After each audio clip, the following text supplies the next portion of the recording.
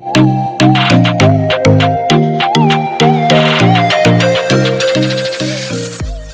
Chemistry में एक ज़रूरी टॉपिक और होता है जिसमें है इलेक्ट्रॉनिक विन्यास बनाना। केमिस्ट्री को सही तरीके से समझने के लिए, सही तरीके से सीखने के लिए ये बहुत ज़रूरी होता है कि आपको इलेक्ट्रॉनिक विन्यास बनाने आता है या नहीं आता। जैसे सोडियम का परमाणु क्रमांक 11 होता है। जब इसका इलेक्ट्रॉनिक विन्यास बनाते हैं तो किस टाइप से बनाते हैं, 2,8,1, या दूसरे तरीके से और बनाया जाता है 1s2, 2s2, 2p6, 3s1। लेकिन सवाल ये है कि इस तरीके का इलेक्ट्रॉनिक विन्यास कैसे बनाया जाता है। तो इस तरीके का इलेक्ट्रॉनिक विन्यास यदि आप लोग सीखना चाहते हैं तो आज की क्लास में मैं आप लोगों को इस तरीके का इलेक्ट्रॉनिक विन्यास बनाने सिखाऊंगा। लेकिन यदि आप लोगों को इस तरीके का इलेक्ट्रॉनिक विन्यास बनाने सीखना है तो आपको मेरी कुछ बातों को समझना पड़ेगा और सीखना पड़ेगा, ठीक है ना। तो सबसे पहले मैं आप लोगों को परमाणु संरचना के बारे में जानकारी कराता हूँ, ठीक है ना। चलिए, इस तरीके के इलेक्ट्रॉनिक विन्यास को सीखने के लिए ज़रूरी होता है कि आपको परमाणु संरचना के बारे में जानकारी है या नहीं है, ठीक है ना। ये बहुत ज़रूरी होता है। तो सबसे पहले मैं आपको बताता हूँ परमाणु संरचना। परमाणु संरचना में शुरुआती तौर पर यह कहा गया था कि परमाणु जो होता है वो एक गोलाकार कण होता है जिसमें एक नाभिक होता है। परमाणु का संपूर्ण द्रव्यमान और कुल धनावेश उसके नाभिक में रहता है और नाभिक के चारों तरफ अनेक वृत्ताकार मार्ग होते हैं, अनेक वृत्ताकार पाथ होते हैं जिनमें इलेक्ट्रॉन चक्कर लगाता रहता है, ठीक है ना। ये कहा गया शुरुआती तौर पर। तो उन्हीं बातों का उपयोग करते हुए हम बातों को समझते हैं। ये परमाणु का नाभिक है जिसमें धनावेश होता है, इसलिए हमने इसमें काय का साइन लगाए हैं, प्लस का, ठीक है ना। इसलिए हमने इसमें काय का साइन लगाए हैं, प्लस का।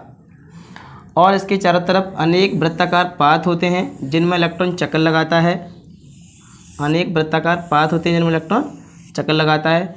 ऐसे पाथों को, ऐसे मार्गों को जिनमें इलेक्ट्रॉन चक्कर लगाता है उन्हें हम क्या कहते हैं, कोश या ऊर्जा स्तर कहते हैं। क्या बोलते हैं, कोश या ऊर्जा स्तर। ऊर्जा स्तर यानी एनर्जी लेवल,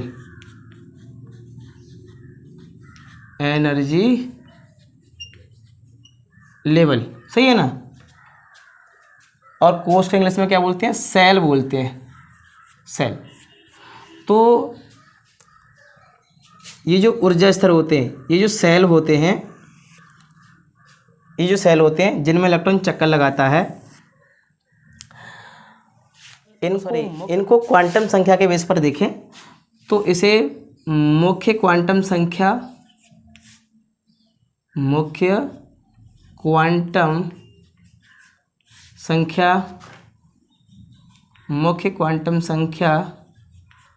के नाम से भी जाना जाता है।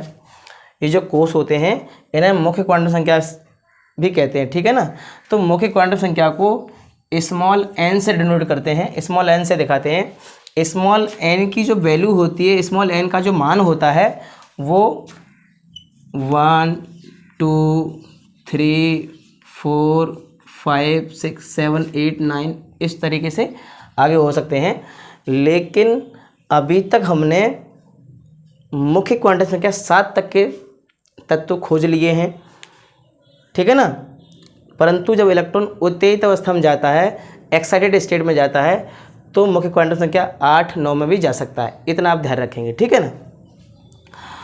अब ये जो एनर्जी लेवल है, ये जो ऊर्जा स्तर है, इनको हम क्या बोलते हैं, एन बोलते हैं। ये एन का मान होता है, ये एन है, सब क्या है, ये एन है। एन का मतलब मुख्य क्वांटम संख्या है।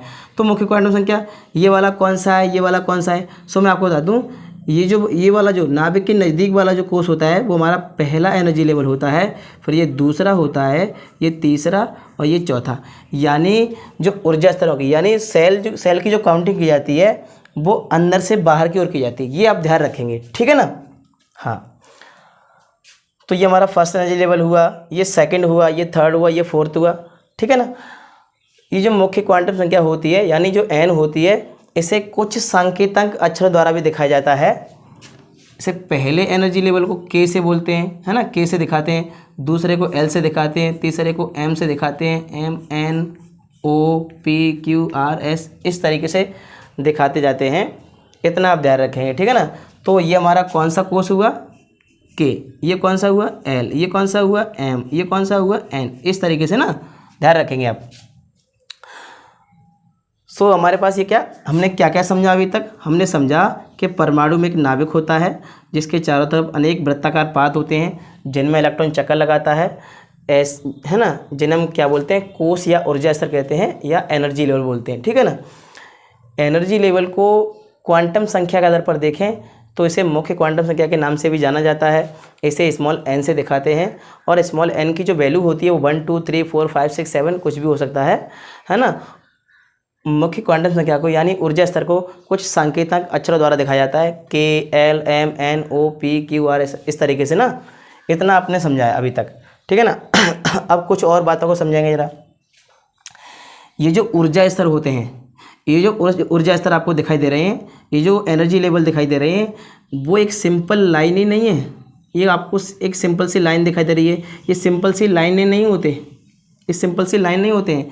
ये कुछ छोटे छोटे भागों से मिलकर बने होते हैं, ये कुछ छोटे छोटे भागों से मिलकर बने होते हैं जिन्हें बोला जाता है उपकोष। क्या बोलते हैं बेटा जी, उपकोष। इतना आप ध्यान से सुनेंगे ना, ठीक है ना। क्या बोलते हैं, उपकोष या उप ऊर्जा स्तर, क्या बोलते हैं, उप ऊर्जा स्तर, है ना। अब क्वांटम संख्या के बेस पर बात करें तो इसे द्विगंशी क्वांटम संख्या के नाम से भी जानते हैं। द्विगंशी कह के, द्विगंशी क्वांटम संख्या, द्विगंशी क्वांटम संख्या के नाम से भी जानते हैं। द्विगंशी क्वांटम संख्या को स्मॉल l से दिखाते हैं और स्मॉल l की जो वैल्यू होती है, स्मॉल l की जो वैल्यू होता है वो 0 1 2 3 होता है, ठीक है ना। ये आप याद रखेंगे। जिस प्रकार से मुख्य क्वांटम संख्या को कुछ संकेतों द्वारा दिखाया गया था, ठीक उसी प्रकार से द्विगंशी क्वांटम संख्या को भी कुछ संकेतों द्वारा दिखाया जाता है, ठीक है ना। संकेत जिसमें होता है S P D F। द्विगंशी क्वांटम संख्या किस तरह के दिखाते हैं, S P D F, यानी उपकोषों का दिखाते हैं S P D F। उपकोष कितने टाइप के होते हैं, 4 प्रकार के होते हैं, S P D F। इतना आप ध्यान रखेंगे, ठीक है ना। अब सवाल ये है कि ये जो पहला जो एनर्जी लेवल है, पहला जो एनर्जी लेवल है ना, ये कितने उपकोषों से मिलकर बना हुआ है। क्योंकि मैंने अभी इससे पहले ये कहा था कि जो एनर्जी लेवल होते हैं, ये जो ऊर्जा स्तर होते हैं, वो छोटे छोटे भागों से मिलकर बने होते हैं जिन्हें हम क्या बोलते हैं, उपकोष कहते हैं। तो ये पहला जो एनर्जी लेवल है, पहला जो कोष है, वो कितने उपकोष से बना होगा। सो मैं आपको बता दूँ, पहला जो कोष है वो एक ही उपकोष से मिलकर बना होता है जिसे बोलते हैं S, ठीक है ना। दूसरा जो कोष होता है, दूसरा जो कोष होता है, सॉरी क्या होता है, कोष होता है, वो 2 उपकोषों से मिलकर बना होता है, S से और P से।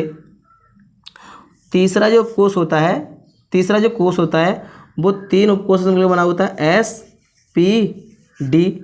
चौथा जो कोष होता है वो 4 से बना होता है, S P D F। बात समझ आई कि नहीं आ रही। अब सवाल ये है कि ये पहले एनर्जी लेवल का S है, ये दूसरे एनर्जी लेवल का S है, ये तीसरे का, ये चौथे का है, क्या सभी सेम है। ऐसा नहीं है, ये आकार में छोटे बड़े हो सकते हैं, आकार में छोटे बड़े हो सकते हैं, परंतु आकृति में सभी सेम होते हैं। परंतु आकृति में कैसे होते हैं, अब सेम होते हैं। अब आकृति में कैसे होते हैं, क्या गोलाकार होते हैं कि डंबल जैसे होते हैं कि स्फेरिकल होते हैं, कैसे होते हैं। तो अभी हम आकृति पर नहीं जा रहे हैं, आकृति की जब बात करेंगे तो आने वाले चैप्टर में इसकी हम जानकारी करेंगे। फिलहाल यहाँ पर हम आकृति के बारे में कोई जानकारी नहीं कर रहे हैं, ठीक है ना। लेकिन ये पहले ऊर्जा स्तर का S है, ये पहले ऊर्जा स्तर का S है, इसलिए इसे हम कह रहे हैं 1S। ये दूसरे ऊर्जा स्तर के जितने भी उपकोष हैं तो हम कह रहे हैं 2S 2p। अब आपको बात समझ में आ गई होगी, है ना। ये तीसरे का है तो इसमें क्या बोलेंगे 3s 3p 3d। ये चौथे का है तो क्या बोलेंगे 4s 4p 4d 4f। इस तरीके से ना। तो हमने क्या जाना ये जो पाथ होते हैं जिनमें इलेक्ट्रॉन चक्कर लगाते हैं वो रियल में उन पाथों में इलेक्ट्रॉन नहीं रहता है। इलेक्ट्रॉन इन कक्षकों में इलेक्ट्रॉन भरता है, इन उपकोषों में इलेक्ट्रॉन भरता है। इतनी बात समझ रही। इन्हीं उपकोषों में इलेक्ट्रॉन रहता है, इन्हीं उपकोषों में इलेक्ट्रॉन घूमता है। रियल में क्या होता है कि इनमें नहीं घूमता, वो इनमें घूमता है। जब इनमें घूमेगा ना तो इनमें तो अपने आप ही घूमेगा। इतनी बात समझ आ रही नहीं आ रही। हाँ, सो इलेक्ट्रॉन इसी क्रम भरता है। अब सबसे सवाल ये है कि इलेक्ट्रॉन कैसे भरेगा, इलेक्ट्रॉन कहाँ भरेगा। पहली वाली कक्षा में भरेगा, कहाँ से भरना स्टार्ट करेगा, यहाँ से भरना स्टार्ट करेगा कि यहाँ से करेगा। सो मैं आपको बता दूँ इलेक्ट्रॉन हमेशा नाभिक के नज़दीक भरना स्टार्ट होता है। पहले इसमें भरेगा, फिर इसमें भरेगा, फिर इसमें भरेगा, फिर इसमें भरेगा, तब जा करके आगे चलेगा ना, ध्यान रखेंगे। तो इलेक्ट्रॉन के भरने का क्रम क्या प्राप्त हुआ हमको, इलेक्ट्रॉन के भरने का क्रम क्या प्राप्त हुआ है। तो इलेक्ट्रॉन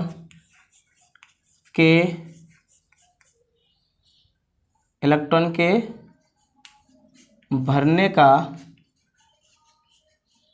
क्रम क्या मिला है, क्रम हमको।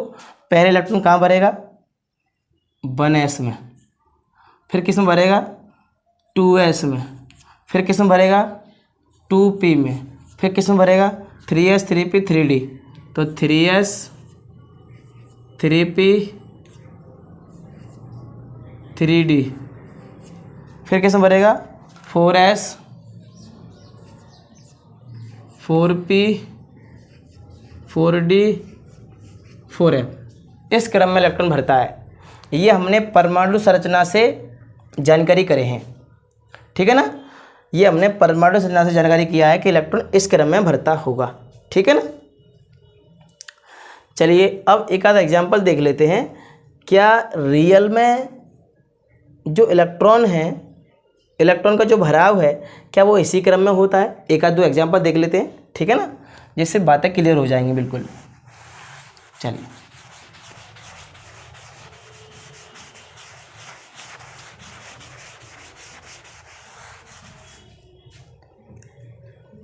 चलिए मैं एग्जाम्पल बता रहा हूँ आपको। एक एग्जाम्पल है, एग्जाम्पल नंबर फर्स्ट। जैसे मैंने लिया है फास्फोरस, परमाणु क्रमांक कितना होता है इसका 15 होता है।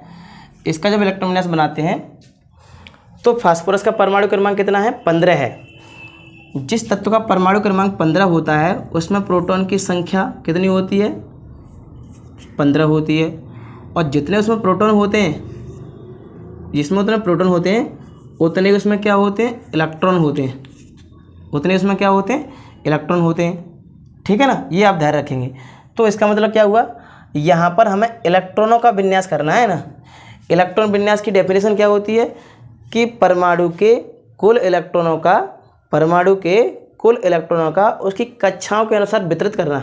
परमाणु के कुल इलेक्ट्रॉनों का, किसी परमाणु के कुल इलेक्ट्रॉनों का उसकी कक्षाओं के अनुसार वितरित करना, बांटना इलेक्ट्रॉनिक विन्यास कहलाता है। ये आप ध्यान से समझेंगे, ठीक है ना।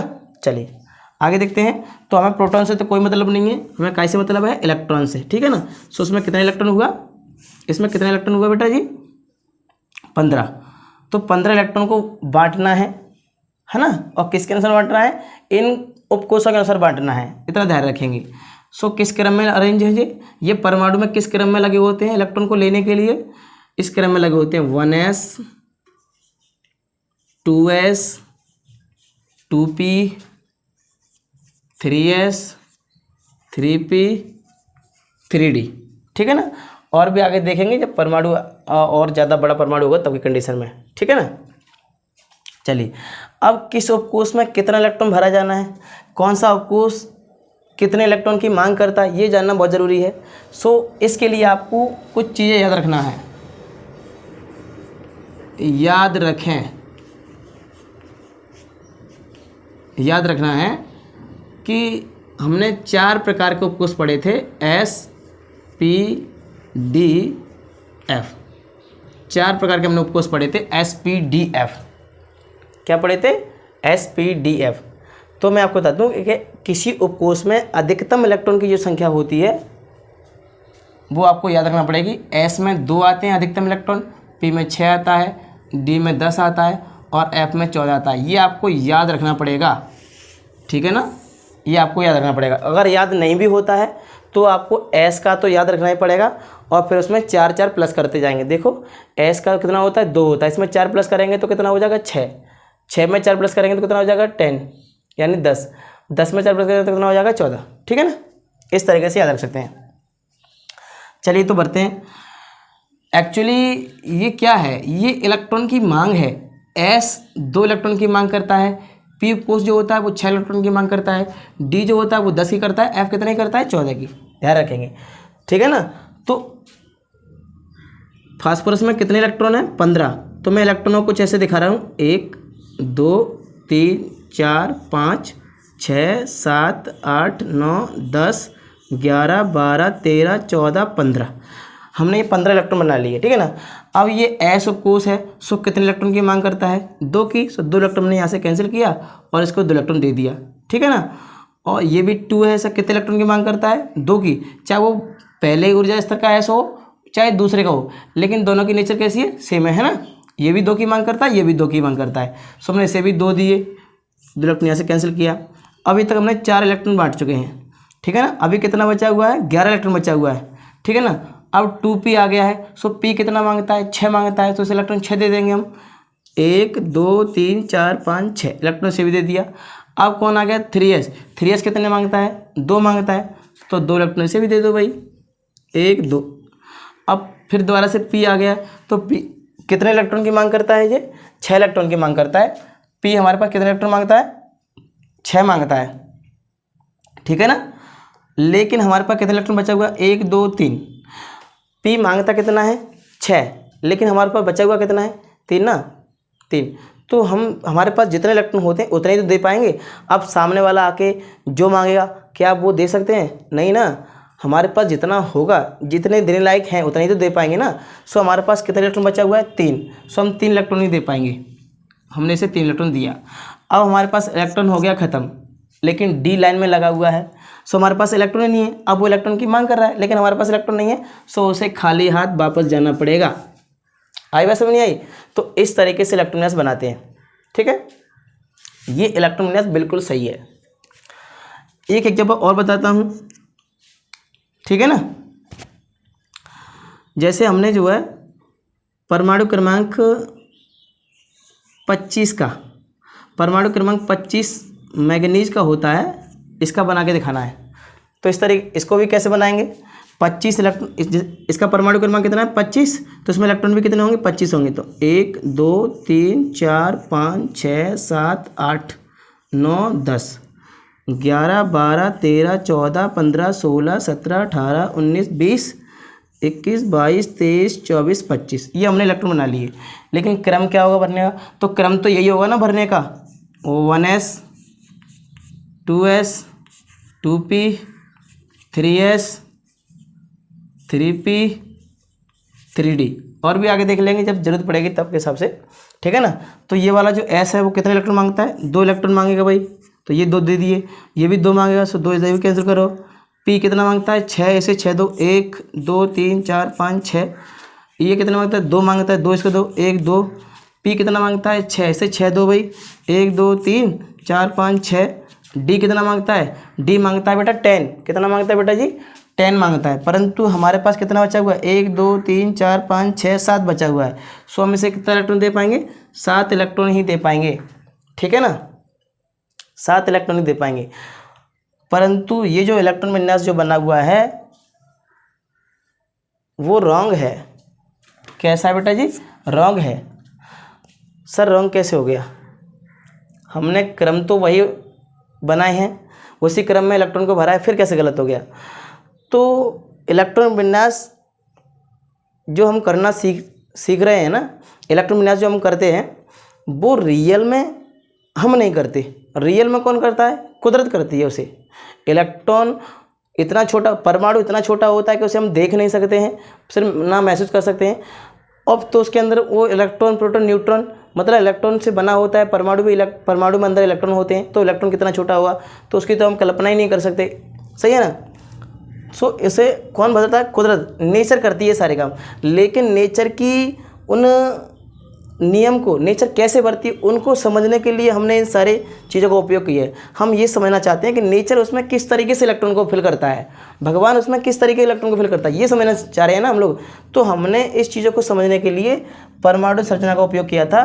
तो परमाणु संरचना के आधार पर हमने इस क्रम को निकाला था, जिसके आधार पर हमने एक एग्जाम्पल भी देखा था, वो बिल्कुल राइट निकला था। तो जिससे हमने ये पता कर लिया था कि जो क्रम है वो बिल्कुल सही था, सही है ना। परंतु कुछ आगे हम बढ़े तो हमने कुछ एक तत्वों के इलेक्ट्रॉन विन्यास जो है इसी क्रम से जो है गलत फाइंड हो रहे हैं, गलत सिद्ध हो रहे हैं। इसका क्या मतलब है? इसका मतलब है कि इस क्रम में कहीं ना कहीं गलती है, कहीं ना कहीं क्या है, गलती है। तो वो गलती कहाँ पर है? लेकिन ये गलती को पहचानते कैसे हैं कि सर गलती कहाँ पर है? तो पहले किसी भी तत्व का जो इलेक्ट्रॉन विन्यास बनाया जाता है वो सिद्धांत से बनाते हैं, जिसने हमने जो भी परमाणु संरचना के सिद्धांत से हम लोग इलेक्ट्रॉन विन्यास बनाते हैं। फिर उन्हीं तत्वों का जो इलेक्ट्रॉन विन्यास होता है वो प्रैक्टिकली प्रूव किया जाता है। अगर प्रैक्टिकली और सिद्धांतिकली दोनों सेम बैठते हैं तो हमारा जो रूल है वो सही बैठता है। यदि उसमें थोड़ा सा डिफरेंस आता है तो रूल में कहीं ना कहीं गलती होती है, क्योंकि प्रैक्टिकली चीज़ें कभी गलत नहीं हो सकती। आई बात समझ नहीं आई? तो इसका जो प्रैक्टिकली जो आया था वो क्या आया था? प्रैक्टिकली जो आया था वो 1s2 2s2 2p6 3s2 3p6 4s2 और 3d5 आया था। ये प्रैक्टिकली आया था। ये कैसा आया था? ये प्रैक्टिकली आया था। ये कैसा है? सिद्धांतिकली है, ये हमने निकाला है, परंतु ये प्रैक्टिकल निकला है। और प्रैक्टिकली वाली चीज़ें जो कभी गलत नहीं हो सकती, क्यों? क्योंकि उनको कुदरत बनाता है, और ये किसने बनाया? ये हमने बनाया है ना। तो हम पर गलती हो सकती है और कुदरत पर कभी गलती नहीं हो सकती। प्रकृति कभी जो है गलत काम करती ही नहीं है, ये ध्यान रखो हमेशा, ठीक है ना। वो जो करती है वो सही करती है, उसे सही मानना पड़ता है, ठीक है ना। सो इसमें कहीं ना कहीं ये गलती हमने मानी है कि इसमें कहीं ना कहीं गलती है। तो क्या गलती है वो देखेंगे जरा। देखो मैच करते हैं क्या गलती है। 1s 1s 2s 2s 2p 2p 3s 3p, है ना, 3s 3s 3p 3p, यहाँ पर 3d, यहाँ पर 4s। देखो यहाँ गलती है, यहाँ पर क्रम में कोई गलती हुई है हमसे। उस सिद्धांत को पढ़ने में या उनके उपकोषों को अरेंज करने में कहीं ना कहीं हमसे गलती हुई है। या रियल में जैसा हम सोच रहे थे कि इलेक्ट्रॉन जिस प्रकार से भरता है, क्या इलेक्ट्रॉन उस प्रकार से नहीं भरता, ऐसा भी हो सकते हैं। तो यहाँ पर क्रम में गलती हुआ है। अब इस क्रम को सुधारने के लिए क्या करा जाए कि जिससे जो है हम जो है राइट इलेक्ट्रॉनिक कॉन्फ़िगरेशन करना सीख जाएं, सही इलेक्ट्रॉन विन्यास बनाना सीख जाएं। तो उसके लिए एक सिद्धांत आया था, ऑफ-बाउ सिद्धांत। क्या आया था? ऑफ-बाउ सिद्धांत। सो उसके लिए हम क्या समझते हैं? पहले ऑफ-बाउ सिद्धांत को समझते हैं, ठीक है ना। ऑफ-बाउ सिद्धांत, ऑफ-बाउ सिद्धांत में ये कहा गया था कि इलेक्ट्रॉन जो होता है वो कम ऊर्जा वाले कक्षक से उच्च ऊर्जा वाले कक्षक में प्रवेश करता है, ठीक है ना, ये कहा गया था। तो ये फर्स्ट एनर्जी लेवल है, ये सेकेंड एनर्जी लेवल है, ये थर्ड है, ये फोर्थ, ये फिफ्थ, ये सिक्स, ये सेवन्थ और ये एट्थ एनर्जी लेवल बनाया मैंने, ठीक है ना। ये क्या है? ये एनर्जी लेवल है। इस तरीके से मैंने दिखाया एनर्जी लेवल को। परमाणु की जो कक्षाएं होती हैं, जो कोष होते हैं, उनको मैंने गोलाकार ना दिखाते हुए इस तरीके से दिखाया है, ठीक है ना। सो ये हमारे पास ये पहला ऊर्जा स्तर हुआ। ये क्या है? एनर्जी लेवल, यानी कोष है। ये क्या है बेटा जी? कोष है। ये कोष को कैसे दिखाते हैं? एन से दिखाते हैं ना। ये एन है, एन का मान यहाँ पर कितना है? 1 है, ठीक है ना। तो ये पहला कोष है। पहले कोष में कितना उपकोष होता है? पहला जो कोष होता है वो कितने उपकोषों के लिए बना होता है? वो बना होता है 1 से, उसमें हमने देखा था 1s। दूसरा जो कोष होता है वो 2 उपकोषों के लिए बना होता है, 2s और 2p। तीसरा जो कोष होता है वो 3s 3p 3d, ये वाला 4s 4p 4d और 4f। इसी प्रकार से 5s 5p 5d 5f 6s 6p 6d 6f। इस तरीके से आता जाएगा, आएगा ना? क्या आएगा? तो मैं आपको बता दूं, अभी तक कोई ऐसा एलिमेंट ज्ञात नहीं है जिसमें 6f भरा जाता हो। ठीक है, यहीं तक कंप्लीट हो जाते हैं। और आगे देखो 7s 7p, ठीक है ना, 7d। लेकिन आगे संभावना तो हो सकती है ना, लेकिन आगे संभावना हो सकती है, तो संभावना की बात तब करेंगे जब आगे तत्व कोई खोजा जाएगा, तब की बात करेंगे, ठीक है ना। तो ये तरीका हुआ। इसमें कौन आएगा,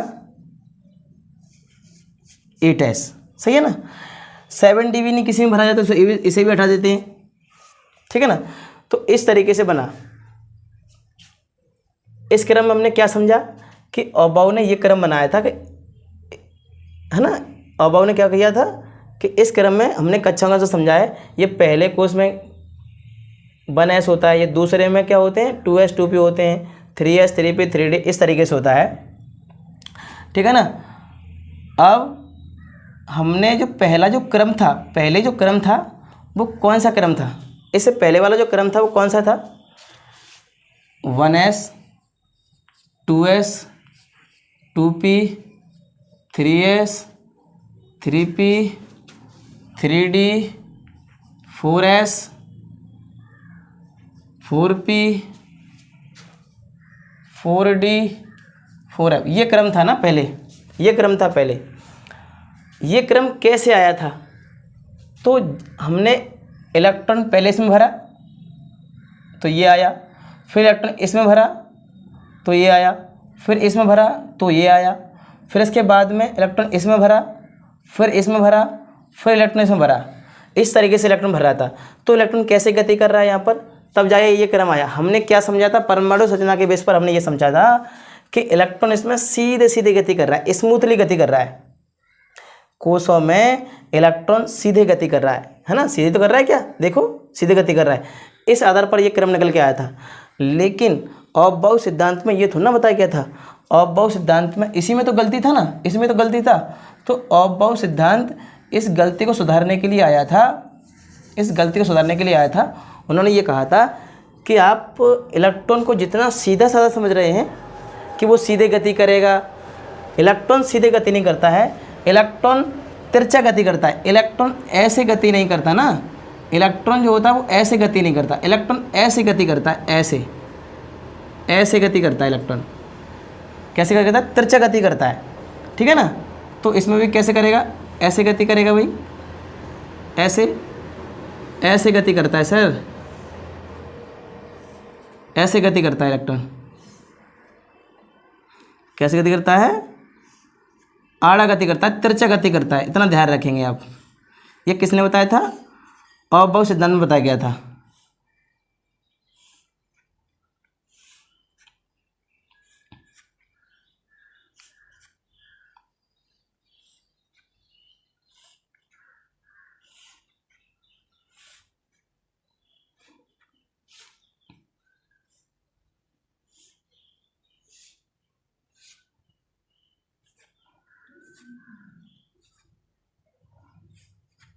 अब इसे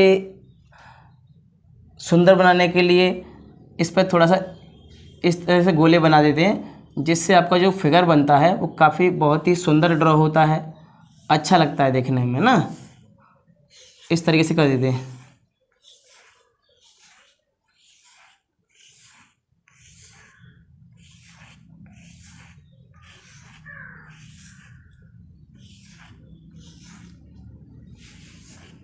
ठीक है ना, इस तरीके से बना होता है। तो इलेक्ट्रॉन इस क्रम में बढ़ता है। तो इस आधार पर क्रम क्या हुआ, ये पुराना क्रम था ना, ये वाला जो क्रम था वो पुरानी तरीके से था। लेकिन इस आधार पर अबाव नियम के बेस पर क्या क्रम आया है, जो क्रम आया है वो क्या आया है ज़रा देखो। पहले इलेक्ट्रॉन किस में भरता है, 1s में, फिर किस में भरता है, 2s में, फिर किस में भरेगा, s इलेक्ट्रॉन चलता है ना तिरछा, इसमें भरने के बाद में फिर पीछे से लौट कर आएगा, फिर 2p में भरेगा, 2p, फिर 3s, फिर 3p, फिर 4s, फिर 3d,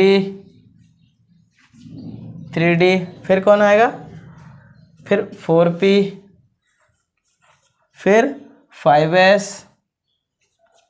फिर 4d, फिर 5p, फिर कौन आएगा 6d,